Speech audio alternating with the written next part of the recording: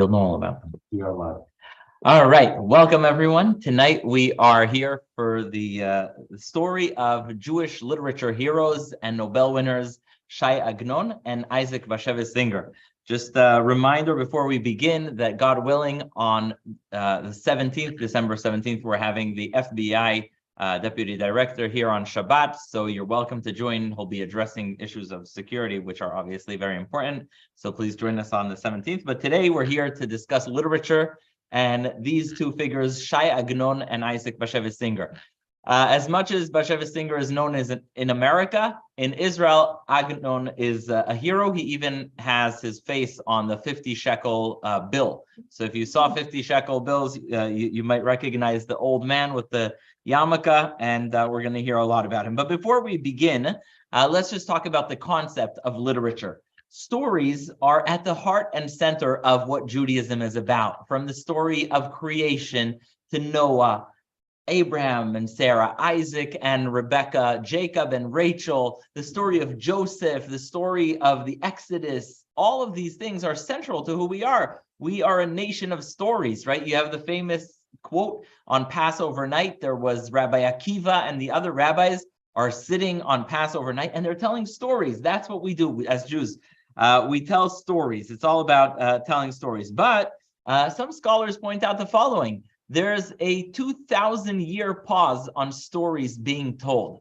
You read the Tanakh, you go through the stories of the 5 books of Moses, Joshua, the judges, the prophets. And then when the temple is destroyed, pretty much everything goes dark. You have the story of Esther is pretty much the last tip of it. You have Ezra, Nehemiah, the rebuilding, and it goes dark for 2,000 years. You do have in the Middle Ages, you have in Spain, the great poets like Rabbi Yehuda Halevi, you have the Kuzari, you have other people that are writing things, but it's all religion related. You have the concept of Jewish poetry, really through the Renaissance of Spanish Jewry. You have a lot of kinot, akdamot, songs of praise, but really it's interesting that stories go dark. There's no more Jewish stories. What does anyone have an idea why? Why no more stories? We're so great. We have the greatest stories, and the whole world has embraced our stories, and yet suddenly we go dark. Why? And so some commentaries note that in a way it's because there was nothing worthy of telling. Once the Jews went into exile, we felt that there was nothing worthy of sharing. It was all an abnormal situation, which was not supposed to happen. We were not in our native land. We were suffering persecution. And so it's as if by design that the Jews stopped writing stories. In fact, when historians want to share they want to look at the details of what Jewish life was at a certain era or time, interestingly, where do they look at? They look at the halachic responsa literature, the she'elot u'tshuvot. What kind of questions were people asking the rabbi? What kind of answers? What kind of rulings did the rabbis give? And from there, you can extract little pieces of history. But by and large, we stopped writing our history. We can find it in the she'elot u'tshuvot, in the pinkasim, but there's really a pause in our history, and definitely in the aspect of storytelling. When does storytelling that's Jewish come back to life? Think about it. It's a really important gap. It starts coming back to life in the 1700s as print becomes more accessible and it's easier to publish. First, you have mishalim. What are mishalim? Mishalim are parables. When you want to explain an idea about the Torah, about the Chumash, you say, well, this is akin to a situation where a farmer grows his crops. You give something, a mashal. You have the mashal, the Magid Midubna, and you have that kind of beginning. And then the first person to actually start writing stories, or it's written mostly by a student, is Rabbi Nachman of Breslov. He's the one who starts telling stories. There's a famous book called Sipurei Ma'asiyot, and these are stories that are canonized. They are the stories that Rabbi Nachman of Breslov told, and in some ways, people saw Rabbi Nachman of Breslov as a member of the Haskalah of the more modern side of Judaism. So you have this a version of stories, and eventually in the 20th century, the Jewish people wake up and start telling stories. Why do we start telling stories in the 20th century? A few reasons. First of all, Israel. Yeah, but you also have a lot of Yiddish writers. You have Shalom Aleichem, and there's this explosion of Jewish storytelling. Who else? You have Shalom Aleichem, you have Bashevis Singer, you have, I can't name any others now, but there's so many people who are starting to write stories. So why is it that Jews are starting to write our story in the 20th century? Yeah, but I'm sure we wanted that in the 1800s as well. The state of Israel. So, but I'm talking also early 1900s. There's this explosion of Yiddish writing. And it's interesting because in many ways, it has to do with Jews leaving Judaism the way they knew it and being part of a new world and wanting to share it in their own way. If you are living in, I don't know, in Kiryas Yol and New Square and Williamsburg, you may not be able to share your story if you're living within the community. But if you grow up in that community and then you go out, you're free to share the story as you wish. So many Jewish writers like Bashevis Singer, who grew up in a very tight Jewish Orthodox community, when they find out that they can leave this world and when they find out that they're free to do things like publish and write, they have this amazing relief. We're gonna, but he started writing even before he came to America. I'm gonna go through his personal story. His brother, yes, we're gonna speak a lot about his brother. But yeah, you sometimes see today. I don't know. Did anyone here watch Shtisel? Anyone watch that? It's like, it's telling through movies and film the story of a Hasidic community. And again, it's the same idea of being able to use a modern tool to tell about a world that you kind of grew up in. And sometimes these attempts are well received by the Orthodox community where you came from. And sometimes it makes a gewalt and people are upset that you're not portraying them the way you want. But truthfully speaking, it's really the people who are just sharing their experience. I grew up this way, and I want to tell you what it's like. Now I want to talk about something very important. Does everyone here know what the shtetl is? Yes. We sang I don't know who was here when they sang Mein Shtetl Bells. That was beautiful, Dudu Fisher.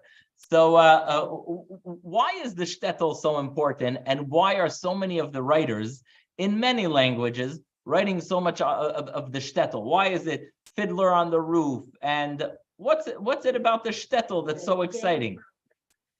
They came from there, but why are, for example, German Jews so fascinated with the shtetl? Why is Fiddler on the Roof popular in Japanese? Why is it? What is it? And life. It's life, to life, l'chaim. So it's interesting. The shtetl is a fascinating thing because it's not just a place. The shtetl is a way of life that we lived literally for hundreds of years and across continents. And a lot of the life in the shtetl is something that you can't make it disappear. We live that way for hundreds of years. Our community has many of the structures of the shtetl. And so the storytelling of Bashevis Singer and of Agnon and of Shalom Aleichem, you need to understand that this is a story that is relevant to millions of Jews. It's the life in the town, what it was like when our worries are, little worries. It's the life of a community where there are roles for everyone, right? What do you have in a shtetl? Who are in the big world? There's Congress, there's the Senate, there's celebrities. In the shtetl, you have the matchmaker, you have the rabbi, the chazan. What else? What else do you have in the shtetl? And by the way, these are interesting things because they also resonate with other communities, with Sephardic Jews. These are things that are relevant to everyone. You have, she said, the shadchan, the rabbi, the chazan, the gvir. Does anyone know what a gvir is? Yeah. The gvir is the wealthy man. He's the philanthropist.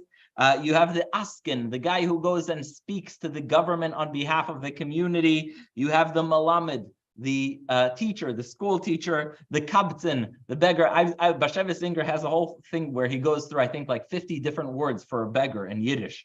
There's a kabtzin, for a poor person. So you have the beggar, you have the miser, the water carrier, the magid, the man who speaks to inspire, the poritz, who is the landlord, who's not exactly an anti-Semite because he wants the Jews to pay his bills, but he's not always a friend. You have just plain outright anti-Semites. You have the balabos, the guy who's okay, he's doing well for himself. And you have all these different people that their role does not disappear. Even if you move to New York City, which is, the biggest city you can imagine if you're coming from Warsaw, you still have these roles. You still have this tradition, both in your past, but you also have it in the present. All these different folks that make up a community are people of the shtetl. And so it's important to understand that these characters remain. And to make sense both of the experience that we've been through and the experience of our life as Jews, it's easy to understand, to try and understand the shtetl, to try and understand the role of romance and tradition versus the modern world. All these things come to play when speaking about the shtetl. What makes social status? Yeah, so Bashevis Singer says that what makes social status in those days was three things. It was yichus, where you came from, what grandfather you had who was a rabbi, money, and the other thing I think he said was how much the person was learned, how intelligent the person was. Well, that's a thing that's relatable in terms of when people try and ask questions about, like you see in shtisel, romance and status and all these things. So it's all, whether it's Fiddler on the Roof, Bashevis Singer, or Shai Agnon, the shtetl has extraordinary power and relevance to our world, whether you're living in Beverly Hills in Jerusalem or back in Buchach, which is the small town that Agnon writes about. And so these writers write about this world that vanished very quickly, but is still part of who we are. So how fast, different communities went through urbanization, modernization at different speeds, but it was how we lived. Everyone sitting here had someone that lived in the shtetl once. And so we want to make sense of that experience that we had for hundreds of years. And so another part of this is Jews moving to America. How many Jews moved to America in the late 1800s? Between 1880 and 1920, 3 million Jews moved to America. That's a lot. And so if you did that move, it's like your world changed so drastically, so quickly, you still want to, you can't just delete the shtetl. You have to you have nostalgia. You have to connect to that. So that's what these writers tap into. That's the kind of work that they do, writing about the shtetl. Now, another interesting role of writing about the world that was is, unfortunately, came through the biggest possible tragedy, the Holocaust, where we know so much. There's so much Holocaust studies today. There's so many museums, and people can go to concentration camps. And the biggest loss of the Holocaust is obviously the 6 million who were lost. At the same time, there are communities that existed for hundreds, and in some cases more than 1,000 years, that vanished. And so today there's an increasing recognition that we need to try and understand what was lost. What was their life like? What were their traditions like? What was that world like? And that's a world that disappeared. And so you have this responsibility that both Bashevis Singer and Agnon recognize and take on after the Holocaust. They don't necessarily speak about the Holocaust, but they see increased responsibility to speak about what happened. By the way, and someone mentioned his brother, his name was not Bashevis.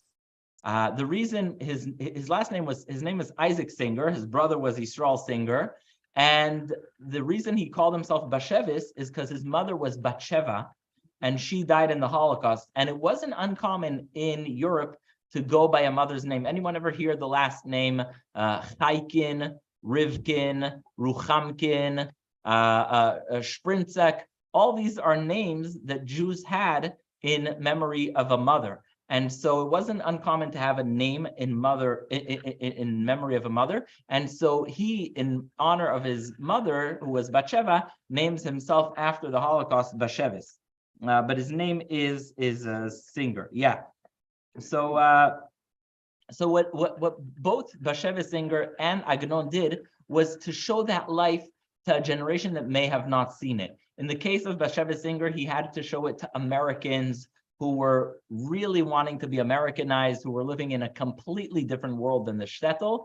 And in the case of Agnon, he had to sell the shtetl to kibbutzniks, who, you would think never want to know about the shtetl. He had to tell about the shtetl to people who came from Arab countries, Yemenite Jews, Moroccan Jews, who did not come from Buchach, where he was from. And so this was a responsibility that they saw to convey those traditions and that world that was lost to another world, especially after the Holocaust. So that's the what we're speaking about. When we speak about literature, in many cases, we speak about literature that's a social warning, or it's you want to convince someone.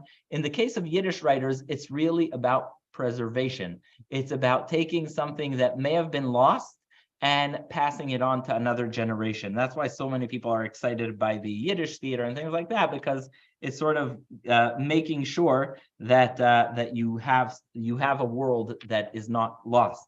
So now to the details. After that introduction, so Bashevis Singer. So who is he? So Bashevis Singer, actually, we don't know his. He himself did not know the year of his birth. Imagine not knowing how old you are. Well, that was his situation.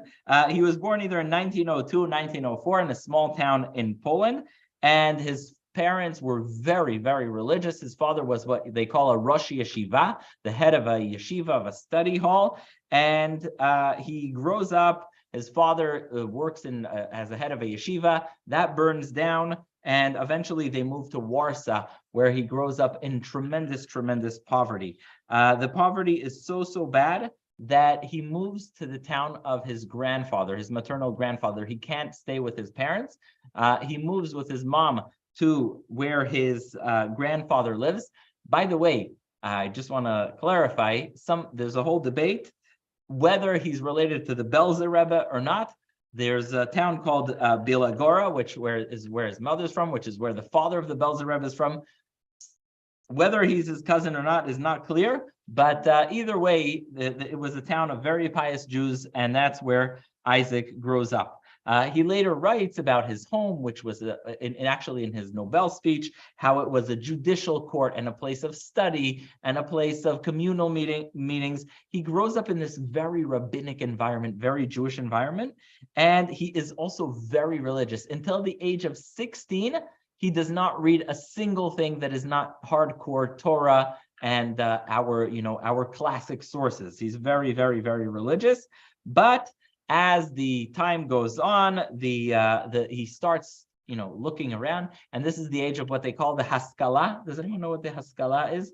The Haskalah is basically the influence of emancipation and education on the more traditional Jewish world. And he starts, and primarily the way it travels is by means of reading. So he starts reading things that are not part of the traditional canon.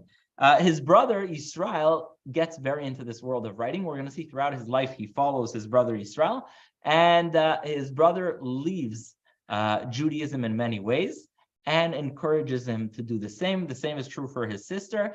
And like in Fiddler on the Roof, you have a situation where the parents are very religious and the children start, one after the other fading away. Again, it captures that difficulty of keeping tradition in the face of a really rapidly changing world. So he follows his brother, and his brother has him hang out with other Yiddishists. That's a thing that existed very much pre-war. Today, it's nothing like it was before. I mean, you had in the Soviet Union, there were hardcore Yiddishists. In fact, the Soviet Union in its first years embraced Yiddish identity because it was the only way you can identify as Jewish free of religion. It was more of cultural Judaism.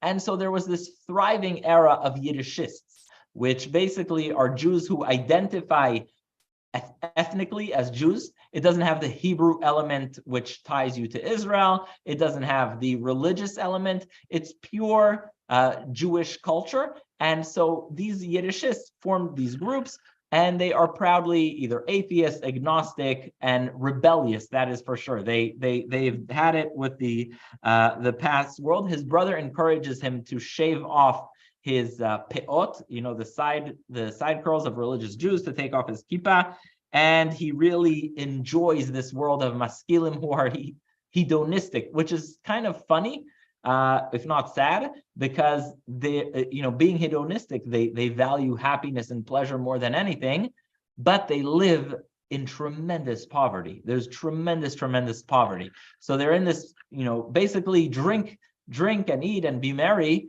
but there's nothing to really enjoy. So it's like they have maybe the right ideology for the wrong place. Like, they'd love to have a good time, but there's really nothing to enjoy that much in Warsaw. Between the two wars, there's tremendous amount of poverty. His sister, he also follows. Her name is Esther Kreitman, and she marries a rich diamond cutter. And this is going to lead to a lot of his novels and romance, because she has a very unhappy marriage, which is an arranged marriage. So if you've seen Fiddler on the Roof, you can understand that. It's, do you love me? And is marriage just for practical reasons, or is it for love? So his sister actually marries a wealthy man, moves to Antwerp, and then they both move to London, and that saves them from the Holocaust. And this leads him to one of his novels about someone who's in a similar situation. We'll see both him and Agnon have these situations of people who marry for reasons of tradition, of practicality, but then discover that they're seeking more love, and we'll see more about that. Interestingly, Bashevis, I actually did not know that. I don't know if anyone else knew that, but Bashevis Singer writes extremely explicit novels. They have an extraordinary amount of cheating and hedonism and what have you not. And again, a lot of it is based on his own experience, his experience with his friends in Warsaw in the 1920s. And it's so bad that you'll see he marries a woman in Warsaw, and he basically in 1935, he abandons her. He abandons his wife, and he follows his brother. His brother gets him a visa in 1935. He sees what's happening with the Nazis. He's like, time to get out. And he leaves his wife and son in Warsaw. So you'll see that his belief in marriage as a committed relationship is very, very, very, very minimal. And that's manifest both in his life as well as in the books that he writes. And so he leaves his wife behind. Interestingly, this is very interesting, his wife flees to the Soviet Union. She then, he has a child with her, and the child's name is Israel. She then moves to Palestine, and his son is Israel Zamir. Now, I guess this is a lesson in life. His son, whom he abandoned, loves his work. And he later becomes someone who helps publishing his father's work and is a big defender of his father's legacy. His son's name is Israel Zamir. He lives in Israel because Zamir is the Hebrew for singer. And it's just an interesting lesson, right? He abandoned his son, but after all, the son is the one who is, keeping his legacy alive. He translates his works into Hebrew, etc. In New York, again, he follows his brother, and just his brother has a job with the Forward, so he too gets a job with the Forward and starts writing in Yiddish. But actually, his biggest success later comes in English. He learns English, and I don't know if anyone has seen some of the movies based on his plays. If you did not, consider yourself blessed, because, like I said, they're not what we would call with a Yiddish tam. They're not a very pious, but that is the life that he leads. When he abandons religion, he abandons it completely. It's interesting. A lot of his work is based on Kabbalah, which is mystical work, which more popular with the Hasidic community than with the Lithuanian community. But I just want to read to you what he says at his Nobel Prize acceptance, which really conveys to you his love for Yiddish and what Yiddish is about. I'm going to read it. It's really, if you're curious about what Yiddish means to people, this is the definition why. He says, the high honor bestowed upon me by the Swedish Academy is also a recognition of the Yiddish language, a language of exile, without a land, without frontiers, not supported by any government, a language which possesses no words for weapons, ammunition, military exercises, war tactics, a language that was despised by both Gentiles and emancipated Jews. It's interesting. So Yiddish, what he loves about it is that it is a non-governmental, non-territorial language. It's a language that's really about the life in the ghetto. And so he goes on and says, the truth is that what the great religions preached, the Yiddish-speaking people of the ghettos practiced day in and day out. They were the people of the book in the truest sense of the word. They knew of no greater joy than the study of man and human relations, which they called Torah, Talmud, Musar, Kabbalah. The ghetto was not only a place of refuge for the persecuted minority, but a great experiment in peace, self-discipline, and humanism.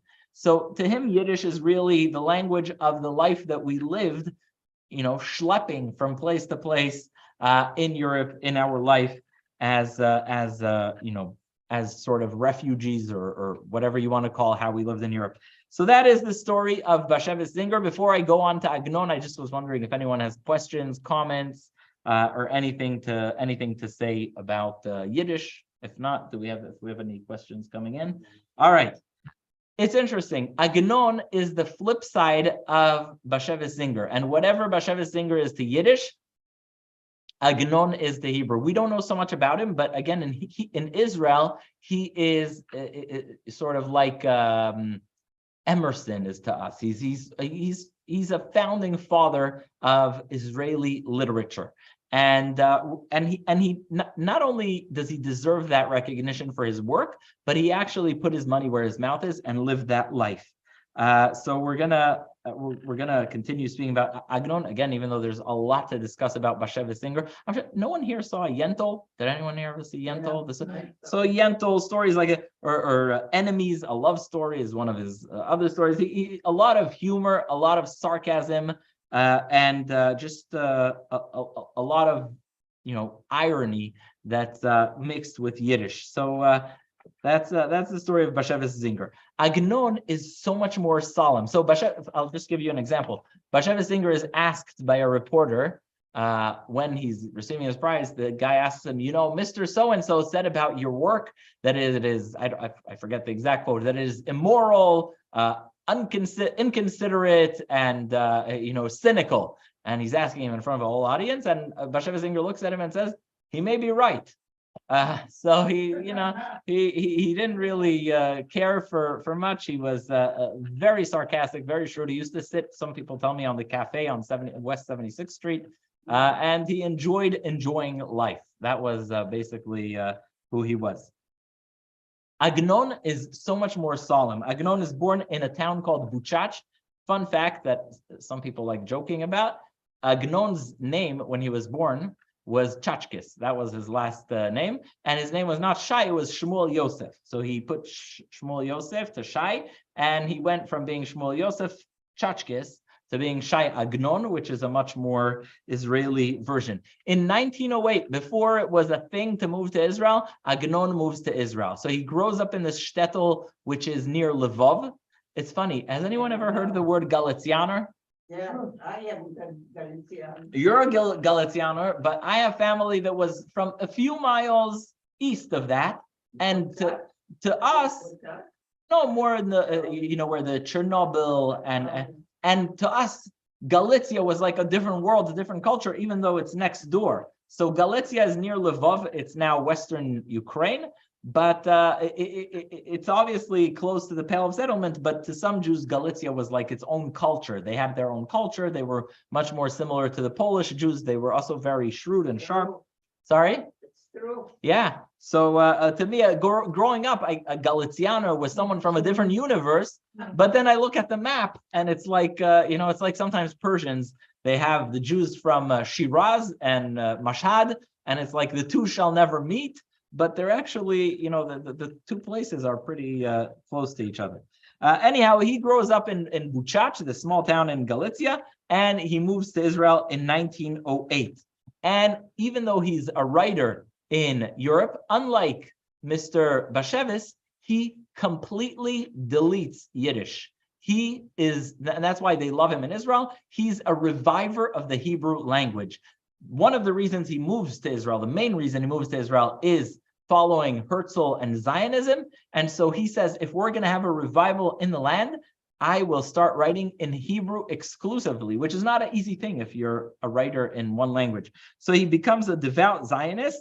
And eventually, after a few years in Jaffa, believe it or not, but Yaffo, the city of Yaffo, used to be like the cultural center of Israel during the Ottoman Empire. And Tel Aviv, when was Tel Aviv established? 1905.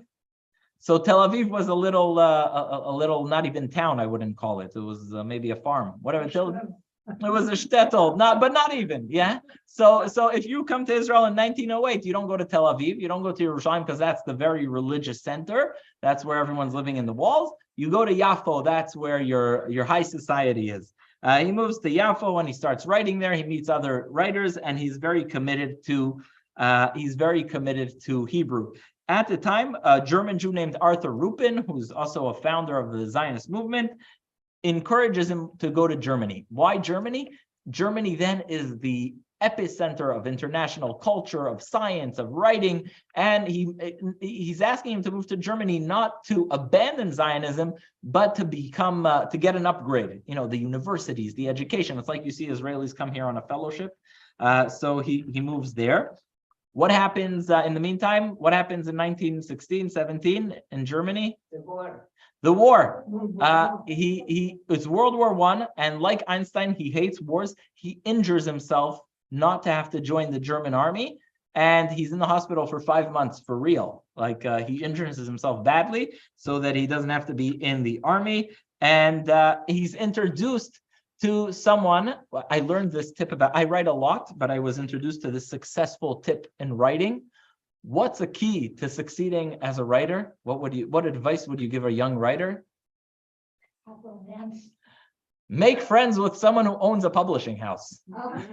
It's a good writing tip. They don't tell you about this probably when you're in learning to write, but make good friends with someone who owns a publishing house. So that's where he meets a fellow named Shlomo Zalman Shokin. Now, if this owner of a publishing house is also one of the wealthier Jews in Germany, it also doesn't hurt. And so he meets Shlomo. Has anyone ever heard of Shokin Publishing House? Anyone ever see a book, Shokin? Anyone ever heard of Haaretz, the newspaper? Yeah, this is owned by the Shokin family, and they are a family of wealthy German Jews who had very successful department stores. And so he meets Shlomo Zalman Shokin, who sort of sees his potential, and he takes him under his wing. And it ends up being a relationship that benefits both sides, because eventually Agnon becomes an exclusive Shokin feature. And Shokin also obviously help produce his work. So that when he's in Germany, he has this success. Shokin supported him throughout his life. In fact, Shokin, to this day in Israel, you tell people in the street Shokin, they know who it is. It's a prominent publishing house like Penguin or whatever it may be.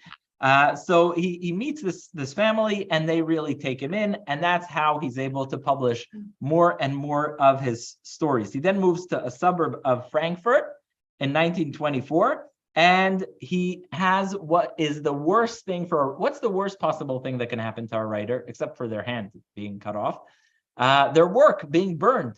His house burns down, not only with his work, but all the books that he owned, and everything goes on fire. And so that's a really, really depressing thing. And Franz Rosenzweig at the time tells him that you should know that fire does not erase. Only death erases, but fire does not erase. And so he encourages him. But Agnon actually sees this as a sign from heaven. A sign from heaven that what? So two things. First of all, he sees it as a sign from heaven. He becomes more religious. He grew up religious, then kind of dwindled. And then after this fire, he sees this as a sign. And it's also a sign for him to move back to Israel. And so he decides he's going to go back to Israel. And he is not going to go to Yaffo.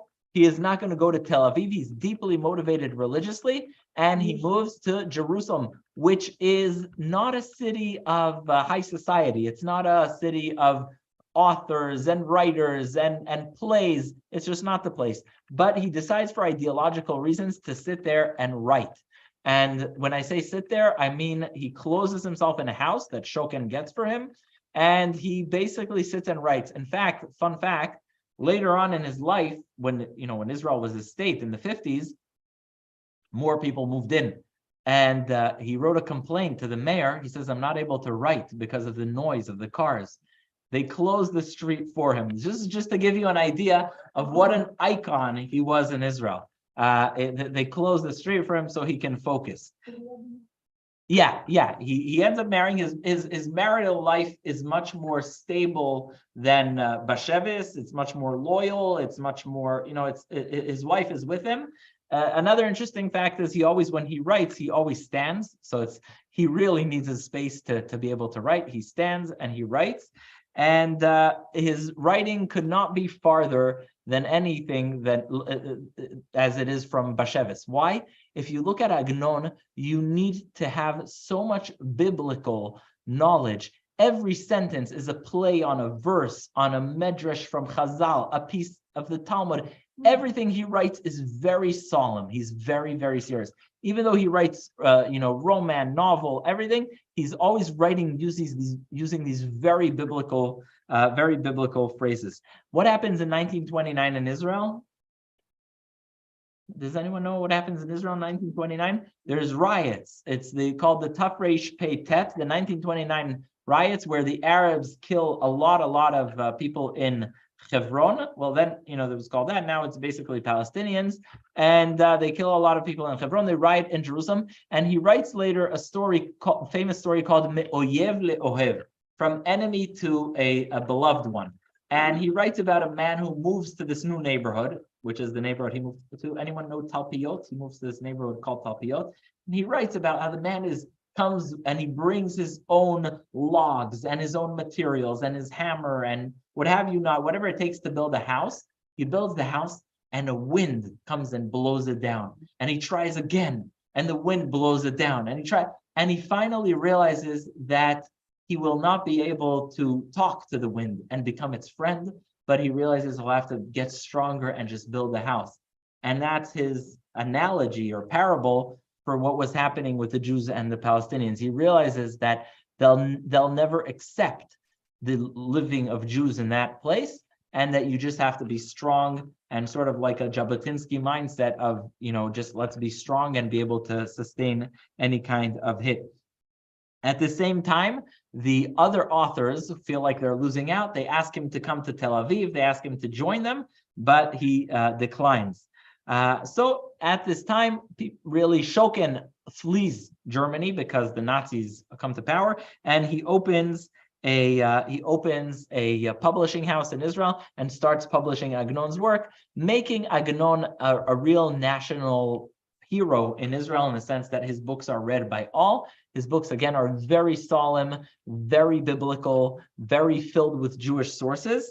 And he has also stories like Bashevis, not exactly the same explicit content, but he writes about things like also tradition, the young man who falls in love with one person, but he's married off to another person. Those are themes that appear, in different other kinds of authors. Another story of his is called Orech Natal Alun. It's about a young man who moves from the diaspora. He comes to Israel, and then he goes to visit his shtetl after the First World War, and how everything has changed. And you can tell that's him recognizing that the world he left is never going to be the same. I'm just going to read to you his acceptance speech, which, by the way, he gave in Hebrew, in Stockholm when he got the Nobel Prize. And it's just going to give you a taste of what kind of writer he was. So he starts off his speech, it's in Hebrew, and he says as following: "Our sages of blessed memory have said that we must not enjoy any pleasure in this world without reciting a bracha. If we eat any food or drink any beverage, we must recite a blessing over them before and after. If we breathe the scent of goodly grass, the fragrance of spices, the aroma of good fruits, we pronounce the blessing over pleasure. The same applies to the pleasure of sight. When we see the sun in the great cycle of the zodiac of the month of Nisan, or the trees first blossoming, or any fine, sturdy, and beautiful trees, we pronounce a blessing. And the same applies to the pleasures of the ear." You can see that just in this short paragraph that I read you, what do you see in here? The amount of content of just Jewish law, tradition, custom, the different kinds of blessings that he's taught. You can tell that this is a man who is very well versed with all the Jewish sources, and that he weaves it into his day-to-day writing. And that's really captures who he was. And so he says, when the Swedish representative came and told me the news that I got the Nobel, I also recited the full blessing that is enjoined upon the heart's good when you find out a good thing, which is Baruch HaTov v'Hametiv. And so he goes on, and then he says something very, very interesting. He says, I will tell you who I am and who you have agreed to have at your table. And this is the less Jewish law related thing. And it has major echoes of what I told you before as Ben Gurion philosophy. He says, as a result of the historic catastrophe in which Titus of Rome destroyed Jerusalem and Israel was exiled from its land, I was born in one of the cities of the exile. But always I regarded myself as one who was born in Jerusalem. So you see that philosophy of Ben Gurion, where you see the entire exile as sort of a footnote in Jewish history, which should not have happened. He starts off saying, really, in a way, I never left Jerusalem. It was a mistake, kind of. Titus expelled us, and my whole life, I really have been living in Jerusalem. In a dream, in a vision of the night, I saw myself standing with my brother Levites in the holy temple, singing with them the songs of David, king of Israel, melodies such as no ear has heard since the days our city has been destroyed and our people have been moved into exile. I suspect that the angels in charge of the shrine of music, fearful lest I sing in wakefulness what I had sung in dream, made me forget by day what I had sung by night.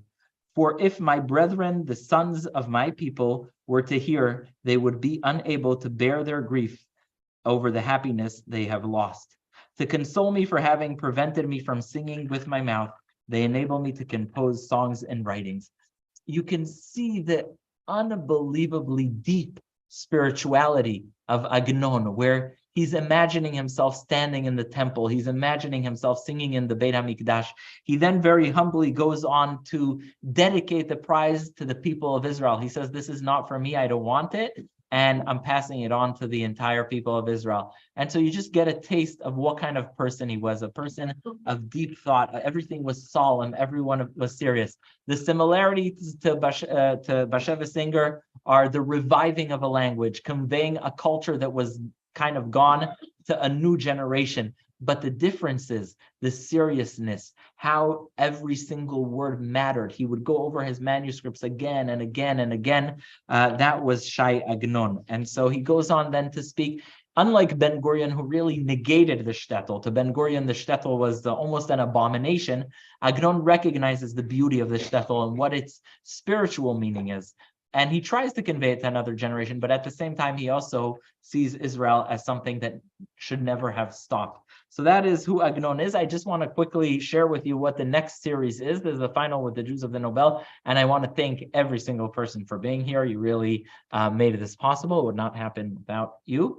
And now the next series is going to be Jewish geography. I'm going to travel with you through Jewish communities every week, a different Jewish community. Then one next week will be the Jews of China. I'm going to speak about the history of the community, the customs of the community, what happened with that community. Sometimes it's communities that still exist, other times it's not. And that way, every week we're going to go through the history of another Jewish community. So we're going to call it Jewish geography. You're going to talk about the 5 towns? The 5 towns. You know what? I don't know that there's enough years. You know, we're talking about the Jews of China. It's 1,400 years. Yeah. So I don't know that I have enough material. So it's the kind of, although there's a lot. You know, you have the White Shul. There was Rabbi Pelkovitz there. There's definitely a lot of history. A lot of Jews went there to relax from Brooklyn. It was the vacation place, but nonetheless, we're gonna try and speak about communities with at least a few hundred years of experience. All right, thank you so much, everyone. Thank you for being here, and God willing, next week Jewish geography, which means that if anyone wants to also schmooze, do you know Schwartz from the 5 towns? Do you know Goldstein from London? We can also do that. Thank you. All right. Thank you. Thanks a lot.